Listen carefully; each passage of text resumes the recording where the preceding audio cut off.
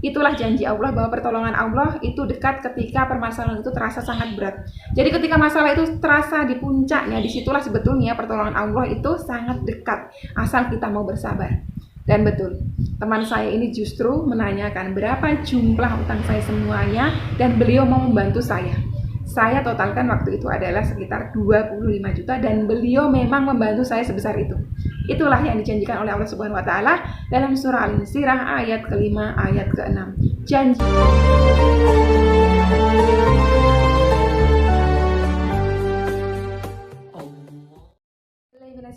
Bismillahirrahmanirrahim. Alhamdulillahirabbil alamin wassalatu wassalamu ala asyrofil anbiya'i wal mursalin wa ala alihi washabihi wat tabi'in.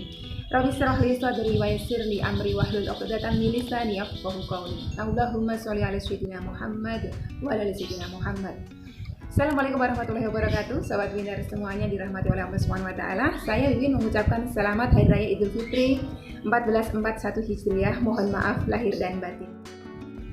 Sobat Winner semuanya, hari ini saya mau mencoba memberikan semangat lagi buat Sobat Winner dimanapun berada yang mungkin sedang berada di dalam ujian Allah, diberikan oleh Allah Subhanahu wa taala, ujian-ujian berupa masalah yang tentunya itu semuanya akan mengangkat derajat teman-teman, akan mengangkat keimanan teman-teman kembali.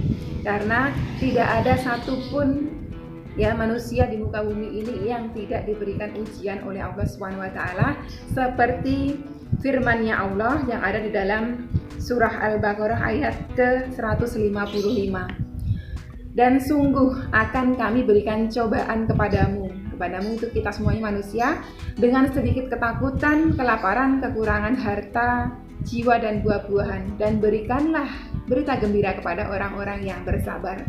Dalam firman Allah ini dalam surah Al-Baqarah ayat 155, sudah dipastikan semua manusia yang hidup itu pasti diberikan oleh Allah Subhanahu wa taala masalah. Yang mana kalau kita pahami hikmah di balik masalah itu adalah supaya kita menjadi hambanya yang semakin baik kalau kita mau bersabar. Tentunya pada saat kita pertama kali menerima musibah, yang perlu kita lakukan adalah bersabar. Ada juga firman Allah yang lain, dan jadikanlah sabar dan sholat sebagai penolongmu. Jadi Allah itu sudah memberikan cara-caranya ketika kita tertimpa masalah, ketika kita tertimpa musibah, ujian, kita diperintahkan oleh Allah Subhanahu wa taala agar bersabar dan juga sholat. Ya. Kalau kita mau mengikuti perintahnya Allah, insya Allah hidup kita itu terarah gitu. Dan setiap kesulitan-kesulitan yang kita hadapi itu pasti akan terlewati dengan sangat baik.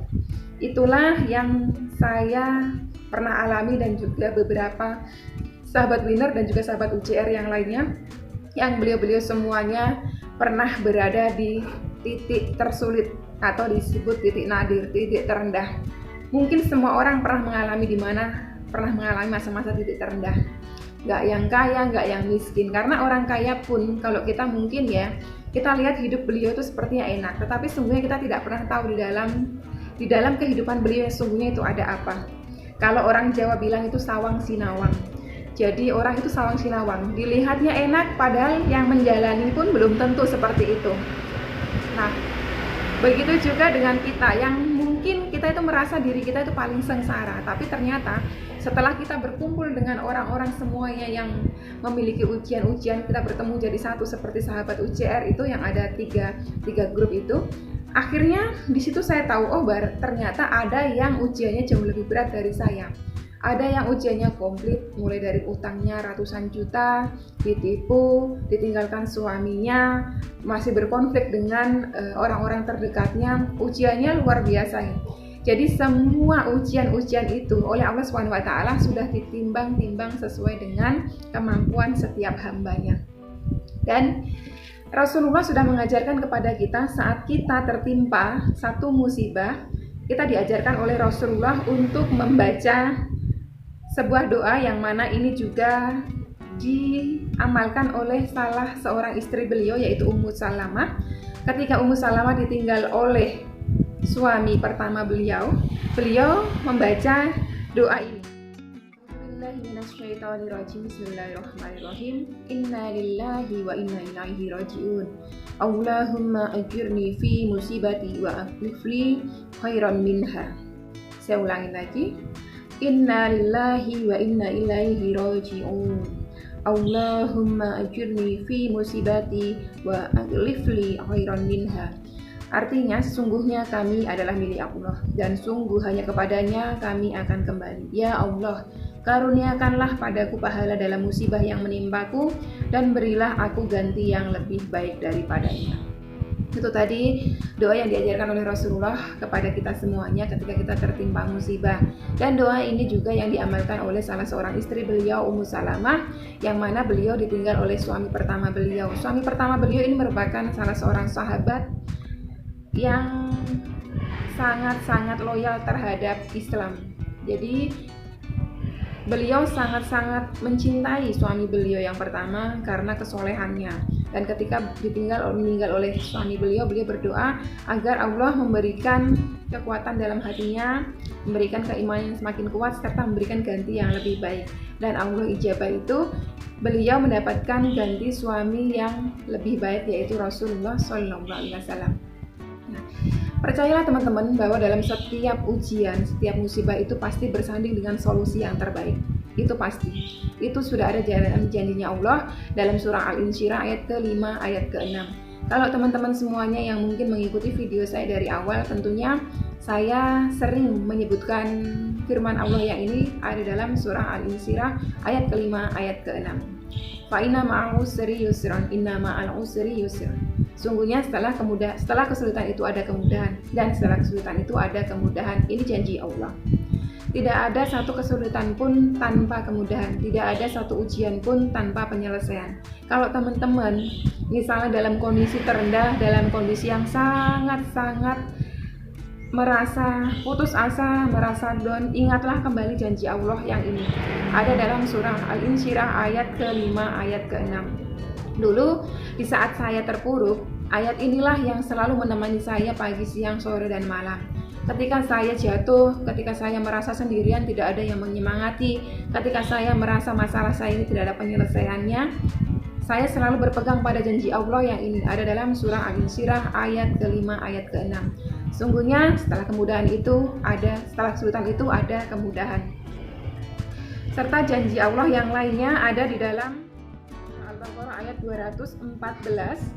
Apakah kamu mengira bahwa kamu akan masuk surga padahal belum datang kepadamu cobaan sebagaimana halnya orang-orang terdahulu sebelum kamu? Mereka ditimpa oleh malapetaka dan kesengsaraan serta digoncangkan dengan bermacam-macam cobaan. Sehingga berkatalah Rasulullah dan orang-orang yang beriman bersamanya, bilakah datangnya pertolongan Allah? Ingatlah, sesungguhnya pertolongan Allah itu amat dekat. Di sini para ulama sepakat bahwa semakin berat ujian, semakin dekat dengan pertolongan Allah. Semakin berat ujian, semakin dekat dengan pertolongan Allah, dan itu betul-betul terjadi. Saya ceritakan kembali yang saya alami 1 tahun silam. Ini persis, jadi sebelum lebaran tahun lalu, saya merasa di titik ternadir. Bahkan sebelum puasanya. Sebelum puasanya itu saya membayangkan 1 bulan ke depan sudah lebaran, harus butuh biaya untuk belanja-belanja keperluan lebaran, harus memberi kepada orang tua, harus menyelesaikan amanah yang hari itu harus selesai juga, sekitar 25 jutaan itu. Di situ saya merasa benar-benar hopeless, saya merasa nyaris putus asa. Saya betul-betul merasa bahwa disitulah titik ternadir saya. Saya betul-betul pasrahkan semuanya kepada Allah SWT, dan saya kuatkan hati saya dengan janjinya Allah yang ada dalam surah Al-Insyirah ayat ke-5 ayat ke-6. Allah berjanji bahwa sesungguhnya setelah kesulitan itu ada kemudahan. Saya percaya itu. Tetapi akal saya sebagai manusia sangatlah buntu. Saya tidak tahu karena sudah berpuluh-puluh, mungkin beratus-ratus ikhtiar saya sudah jalani. Saya sudah berikhtiar ke sana kemari, menghubungi beberapa orang yang saya pikir mungkin akan bisa membantu saya. Sampai ketika saya sudah kehabisan akal untuk berikhtiar, jadinya saya pasrah sepasrah-pasrahnya kepada Rabb saya. Saya berpikir ketika itu, ini semuanya itu atas izin Allah terjadi. dan satu-satunya yang bisa menyelesaikan dan mengeluarkan saya dari masalah ini adalah Allah Subhanahu wa taala. Di situ saya sudah tidak berpikir lagi bagaimana Allah memberikan pertolongannya kepada saya. Yang saya fokuskan hanyalah saya bersolawat kepada Rasulullah sebagai bentuk kepatuhan saya kepada Rabb saya. Saya sadar sekali bahwa Allah memerintahkan saya untuk bersolawat kepada Rasulullah, yang mana di situ dijanjikan bahwa doa yang didahului dengan bersolawat kepada Rasulullah akan diijabah. Saya bersolawat kepada Rasulullah murni, betul-betul saya hanya mematuhi perintah Allah yang ada dalam surah Al-Ahzab ayat ke-56. Innallaha wa malaikatahu yusholluna 'alan nabi ya ayyuhalladzina amanu shallu 'alaihi wa sallimu taslima. Allah merintahkan kita untuk bersolawat kepada Rasulullah sallallahu alaihi wasallam. Di situ saya lakukan terus, saya bersolawat minimal 1000 sehari, solawat Jibril, solawat Nabi itu saya baca di situ. Pada saat saya betul-betul di titik terendah, saya sendiri tidak bisa membayar hutang saya sebesar 3.250.000 terhadap seorang teman yang ini ya, katakanlah teman A ini. Saya di situ saya mau minta maaf kepada beliau. Saya mau minta maaf. Saya ingat saya puasa di minggu ketiga. Saya dawamkan sholawat dari mulai awal puasa sampai minggu ketiga itu. Di situ titik terendah saya tidak bisa bayar utang saya 3.250.000 karena gaji saya sudah habis semuanya untuk tutupin semua pinjol-pinjol saya di situ. Pada saat saya menghadap teman saya ini, saya berkata jujur kepada beliau karena saya tahu adab orang berhutang kalau belum bisa bayar harus bicara gitu. Saya bicara, saya mohon maaf kepada beliau bahwa saya belum bisa membayar amanah kepada beliau yang sebesar 3.250.000 tadi. Tetapi Masya Allah, tabarakallah, disitulah kekuasaan Allah ditunjukkan. Pada saat saya minta maaf kepada beliau ini, saya menceritakan semua permasalahan-permasalahan saya kepada beliau tanpa maksud apapun, hanya dengan tujuan supaya beliau memahami keadaan saya yang uang beliau sebesar 3.250.000 belum bisa saya kembalikan. Tetapi apa?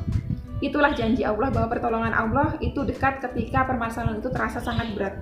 Jadi ketika masalah itu terasa di puncaknya, disitulah sebetulnya pertolongan Allah itu sangat dekat, asal kita mau bersabar. Dan betul, teman saya ini justru menanyakan berapa jumlah utang saya semuanya dan beliau mau membantu saya. Saya totalkan waktu itu adalah sekitar 25 juta dan beliau memang membantu saya sebesar itu. Itulah yang dijanjikan oleh Allah Subhanahu wa taala dalam surah Al-Insyirah ayat ke-5 ayat ke-6. Janji Allah itu betul, teman-teman. Allah tidak pernah menzalimi hambanya, tidak ada. Yang ada kitalah yang menzalimi diri kita sendiri. Kalau kita mau bersabar dalam ujian Allah, insya Allah bersabarlah sedikit lagi, teman-teman.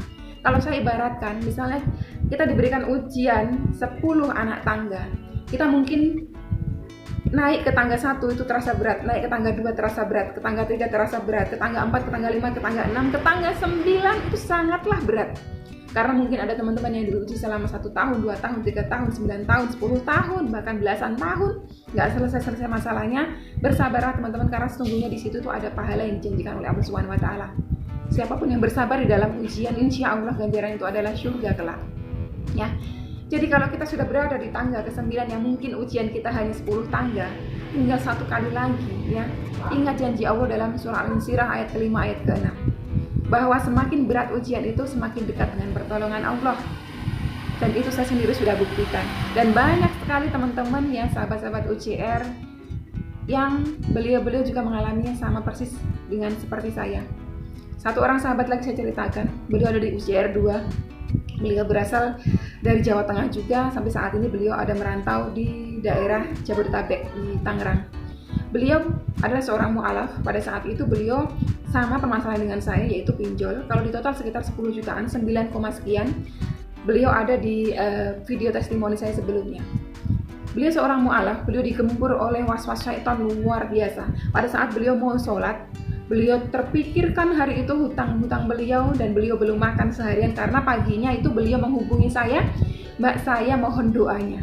Beliau nggak minta apa-apa sama saya mohon doanya, Mbak, karena amanah saya ini sangat berat. Hari ini saya belum makan, bahan makan di dapur sudah nggak ada sama sekali, token listrik juga sudah bunyi, semua saya sudah nggak ada, uang pun saya cuma tinggal pegang berapa ribu rupiah saja untuk suami saya berangkat kerja. Pagi itu saya bilang sama beliau, insya Allah saya doakan, ini ada 50.000 di saya belikan token listrik, ini dari Allah melalui saya, tapi masalah uang makannya saya nggak punya, Mbak. Beliau sempat menolak gitu, beliau sempat menolak token listrik tersebut, tapi saya bilang ini bukan dari saya, ini dari Allah SWT. Akhirnya beliau terima, dan saya bilang ini diterima, nanti insya Allah perkara makannya Mbak Allah yang akan cukupi, karena Allah tidak akan pernah membiarkan hambanya kelaparan. Mbak harus percaya bahwa masalahnya Mbak itu akan selesai. Setelah itu sampai dengan masuk waktu asar, beliau ambil air wudhu, beliau sholat. Beliau pakai mukena, dibisikkan sama setan, gak usah sholat, sholatmu gak berguna, sholawatmu gak berguna, zikirmu gak berguna, wiridmu gak berguna. Karena apa? Allah Tuhanmu gak tolong kamu. Tapi beliau justru tetap kekeh gitu. Beliau tetap kekeh walaupun beliau seorang mu'alaf ya, beliau tetap kekeh. Tidak, saya akan sholat gitu. Saya tetap akan sholat, saya akan mohon kepada Allah bahwa Allah akan kasih tahu pertolongan sama saya. Beliau sholat asar dengan penuh khusyuk. Setelah itu beliau salam, baru Assalamualaikum warahmatullahi. Assalamualaikum warahmatullahi. Ada yang ketuk pintu, Assalamualaikum, seorang teman SMP yang sama-sama dulu dari Jawa ya. Datang ternyata apa, ngobrol-ngobrol memberikan pertolongan, melunaskan seluruh amanah-amanah pinjol beliau yang sebesar 10 juta. Saya lihat sendiri bukti transfernya di WhatsApp-kan ke saya. Itu beliau justru nggak seperti saya. Kalau saya dipinjami teman, tapi kalau beliau apa, dikasih cuma-cuma dengan niatan apa, temannya yang tadi ini niatkan untuk keluarkan sedekah untuk almarhum suami beliau. Itulah teman-teman, semakin berat ujian, semakin dekat dengan pertolongan Allah. Ingatlah teman-teman, kalau misalnya teman-teman ngerasa kok lama sekali belum ketemu ujungnya, berarti memang Allah masih menginginkan keteguhan iman di dalam hati teman-teman, masih mau menguji kesabarannya teman-teman. Ingat, Allah tidak pernah memberikan ujian melebihi kapasitas kemampuan hambanya. Kalau saya melihat di dalam UJR itu ada yang utangnya miliaran, ada yang kalau saya tahu sampai 3,3 miliar itu karena ditipu. Tapi beliau sampai dengan saat ini masih tetap semangat. Beliau tidak pernah berputus asa. Walaupun kadang kalau beliau curhat sama saya sempat manusiawi, ya sempat kayak ngedown gitu, terus beliau semangat lagi. Ingat bahwa Allah pasti akan menolong hamba. Begitu juga dengan teman-teman semuanya. Ya, ingat kisah dari salah seorang sahabat yang tidak ikut perang Tabuk ya. Ada 3 sahabat sebetulnya, tapi yang paling di sini saya mau angkat adalah kisahnya Ka'ab bin Malik. Bagaimana ketika beliau dengan konsekuensi yang dilakukan beliau, konsekuensi kesalahan yang dilakukan beliau tidak ikut perang Tabuk, yang mana beliau tidak ada uzur yang membenarkan untuk meninggalkan perang ya. Pada zaman dulu tidak ada uzur yang membenarkan untuk meninggalkan perang, pasti akan mendapatkan hukuman, konsekuensinya. Beliau 40 hari dikucilkan oleh Rasulullah dan para sahabat ya. Ini memang perintah Allah supaya dikucilkan, supaya tidak ada yang ngajak bicara, dan beliau bersabar, beliau menerima itu. Selanjutnya setelah 40 hari datang utusan Rasulullah SAW kepada beliau agar menjauhi istri beliau. Dan beliau patuh, dijauhi istrinya selama 50 hari. Ketika masuk hari ke-50 itulah terasa dadanya sempit, terasa dadanya sesak sekali. Dan akhirnya janji Allah benar, bahwa semakin berat ujian seorang, semakin dekat dengan pertolongan Allah. Kisah ini diabadikan dalam surah At-Taubah ayat ke-117-119. Sesungguhnya Allah telah menerima taubat Nabi, orang-orang muhajirin dan orang-orang ansar yang mengikuti Nabi dalam masa kesulitan, setelah hati segolongan dari mereka hampir berpaling. Kemudian Allah menerima taubat mereka. Ini yang dimaksud adalah 3 sahabat tadi itu, salah satunya adalah Ka'ab bin Malik. Sesungguhnya Allah Maha Pengasih lagi Maha Penyayang kepada mereka, dan terhadap 3 orang yang ditangguhkan penerimaan taubat mereka, hingga apabila bumi telah menjadi sempit bagi mereka. Padahal bumi itu luas dan jiwa mereka pun telah sempit pula terasanya oleh mereka, serta mereka telah mengetahui bahwa tidak ada tempat lari dari siksa Allah melainkan kepadanya saja. Kemudian Allah menerima taubat mereka agar mereka tetap dalam taubatannya. Sesungguhnya Allah lah yang Maha Penerima taubat lagi Maha Penyayang. Hai orang-orang yang beriman, bertakwalah Allah kepada Allah dan hendaklah kamu bersama orang-orang yang benar. Di sini ada kalimat yang sangat menarik. Padahal bumi itu luas dan jiwa mereka telah sempit pula terasa oleh mereka. Dan setelah hari ke-50, artinya 40 ditambah 50 hari ke-90, turunlah wahyu ini tadi. Surah At-Taubah ayat 117, 119. Dan Ka'ab bin Malik membenarkan ketika terasa berat sekali ujiannya berat, dan beliau berkata bahwa dada beliau itu terasa sempit, betul-betul terasa sempit, datanglah wahyu ya yang disampaikan oleh Rasulullah melalui seorang sahabat untuk mendatangi beliau bahwa Allah sudah mengampuni beliau dan 2 orang temannya. Disitulah dibuktikan bahwa ketika ya teman-teman merasa hatinya terlalu sempit, dadanya sempit, bahkan nafas pun mungkin terasa sesak, padahal oksigen di dunia ini tuh luar biasa banyak dan kita bisa menghirupnya kapan saja, tetapi di dada kita ya, di pernafasan kita terasa sempit sebab apa, masalah-masalah yang menghimpit kita, ingatlah di situ justru pertolongan Allah itu semakin dekat. Kalau teman-teman sudah merasa di titik paling rendah, di titik ternadir, mungkin sudah dikejar debt collector dengan utangnya yang mungkin luar biasa banyaknya, mungkin dikucilkan oleh tetangga-tetangganya, mungkin sampai betul-betul kehilangan harapan kayak tidak ada pertolongan dari Allah, ingat sekali bahwa semakin berat ujian yang menimpa kita, disitulah sesungguhnya kita semakin dekat dengan pertolongan Allah ya. Oke teman-teman, semoga video aku kali ini bisa memberikan semangat buat teman-teman semuanya. Yang saya tahu di luar sana masih banyak sekali teman-teman yang memang ditimpa ujian, terlebih ujian amanah hutang itu luar biasa ya. Dari mungkin sekian banyak subscriber di channel aku, mungkin katakanlah 90% permasalahannya adalah amanah hutang ya. Ingatlah teman-teman lahir ke dunia ini tidak membawa hutang, dan nanti akan kembali kepadanya pun hutang-hutang tersebut juga tidak akan dibawa. Jadi tidak perlu terlalu penat memikirkan segala sesuatu yang lahir kita nggak bawa, yang meninggal pun kita nggak bawa. Jadi percayalah gitu. Yang penting teman-teman percayalah sama Allah bahwa Allah akan menolong kita. Lakukan saja apa yang diperintahkan oleh Allah SWT, jangan lakukan yang lain. Allah memerintahkan untuk bersabar-sabarlah. Allah memerintahkan untuk sholat-sholatlah. Allah perintahkan untuk bersolawat kepada Rasulullah, bersolawatlah. Allah tidak pernah memerintahkan kita untuk bunuh diri karena sebab masalah kita. Allah tidak perintahkan kita untuk jual diri sebab masalah kita. Allah tidak pernah perintahkan kita melakukan hal-hal di luar nalar seperti ambil pesugihan dan segala macam, tidak pernah seperti itu. Allah merintahkan sesuatu yang baik-baik. Allah minta kita bersabar, tawakal, mohon kepada Allah, serta berikhtiar dengan cara-cara yang dibenarkan oleh Allah SWT. Oke, sobat winner semuanya, saya akhiri dulu video kali ini. Insya Allah setelah ini saya akan syuting lagi video testimoni dari subscriber yang beliau semuanya juga sudah mendapatkan pertolongan dari Allah, mendapatkan keajaiban dari berkah sholawat yang beliau semua doakan. Sekian dulu, semoga video ini bisa memberikan manfaat buat teman-teman semuanya. Wassalamualaikum warahmatullahi wabarakatuh.